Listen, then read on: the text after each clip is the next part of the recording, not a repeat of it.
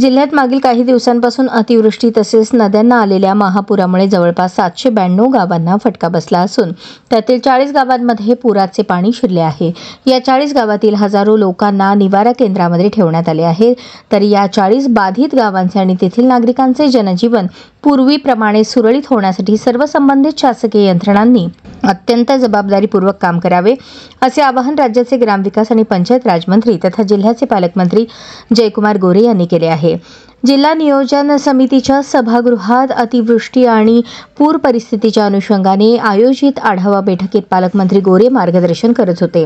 यावेळी जिल्हाधिकारी कुमार आशीर्वाद, महापालिका आयुक्त सचिन ओंबासे, पोलीस शहर आयुक्त एम राजकुमार, पोलीस अधीक्षक अतुल कुलकर्णी, मुख्य कार्यकारी अधिकारी कुलदीप जंगम, अप्पर जिल्हाधिकारी मोनिका सिंह ठाकूर, अतिरिक्त मुख्य कार्यकारी अधिकारी संदीप कोहिनकर, जिल्हा नियोजन अधिकारी दिलीप पवार, निवासी उपजिल्हाधिकारी अभिजित पाटील यांच्यासह सर्व संबंधित विभाग प्रमुख उपस्थित होते।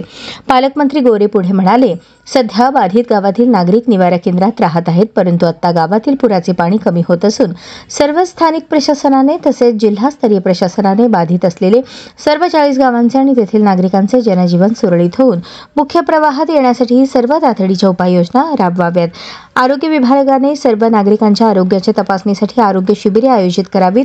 पाणी पुरवठा विभागाने गावातील नागरिकांना पिण्याचा पाणी पुरवठा टँकरद्वारे करावा। संपूर्ण पाणी कमी झाल्यानंतर पाणीपुरवठा योजना कार्यान्वित करावी। सर्व ग्रामस्तरीय संबंधित विभागाने एकत्रित येऊन सर्वप्रथम गावाची स्वच्छता करून घ्यावी आणि साथीच्या रोगाचा प्रसार होणार नाही याची काळजी घ्यावी असेही त्यांनी आवाहन केले।